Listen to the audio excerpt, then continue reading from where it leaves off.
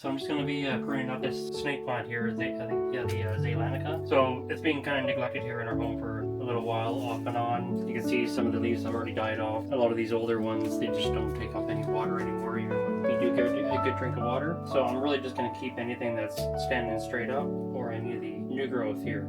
So as you see this whole kind of shoot here, I was thinking about keeping it, but you can see on the inside, it's quite rotten at the bottom there. This one you can see it just comes right out. The whole root and everything comes out kind of with it. So if there's anything here that I can save, actually I'm just going to cut this stem off here first since it's in the way.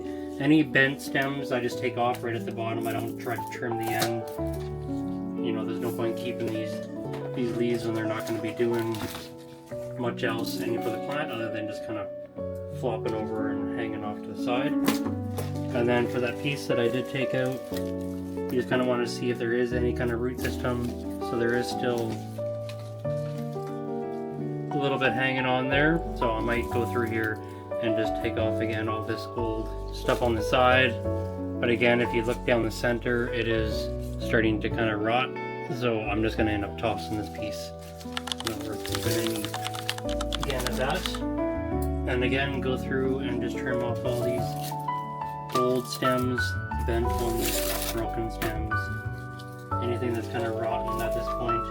You want to make sure there's some good airflow in the center. Again, like this shoot just kind of came right off.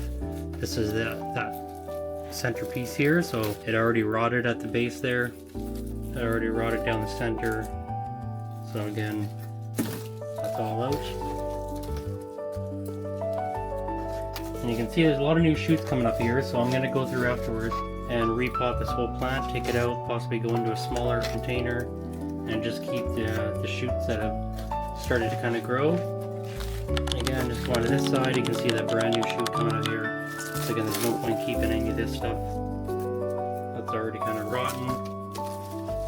Again, all these laggy kind of pieces of growth here, they're not going to do anything. Even when you do water, they don't take up any water anymore, so we're just going to get rid of all these.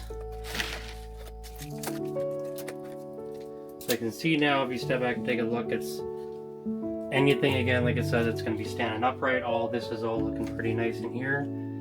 This whole shoot on this corner, again, this branch, fairly young, or fairly old one. Again, I'm just going to take this branch right out at the base again. And then what we're looking at here is this kind of shoot here. And again, if you look down there, again, you can see it's pretty much kind of rotten. Just comes right out. Again, right down the middle is all rotten. So plastic leaf can you propagate? Yeah, you can propagate these leaves if you are going to be propagating any of these. You definitely want to get rid of all the ends. You don't want along all the leaf growth there. And again, the bottom here, I'll just cut off any of the excess on an angle. Some of the other one. And again, you just want to keep there. These are better off with the right hand.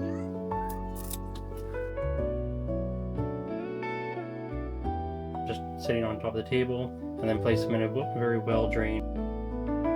And usually when you buy snake plants in 4-inch pots, a lot of times you'll actually see a leaf cutting sitting at the bottom there out of the ground, and then a shoot coming up beside it. So this will be originally your older shoot, and once the new shoot comes off, you can go ahead, you can take off this older one and discard that piece. So what's left with here now is anything again that's standing more upright. This one here, again, you can see there's a new shoot coming up. So I'll just leave this for now, and once I repot it again, like I said, this is all going to go into possibly a smaller container, just to sort of get it to regrow again. And I got one more, I think, 2 more leaves. I'm going to get rid of this one here, this long kind of laggy growth. Again, when you do cut them off too, you want to cut them a little bit higher, just to make sure you don't cut into that old growth or into the new growth. And again, this one here, it's an older leaf, just kind of sitting there hanging off to the side. So again, I'm just gonna take that one off as well, close to the bottom as possible. And then you can also try propagating this leaf as well. And again, when you do, you don't want a long piece of growth like that. Shorter the better. That way the plant can set the root easier than trying to feed all that green growth there.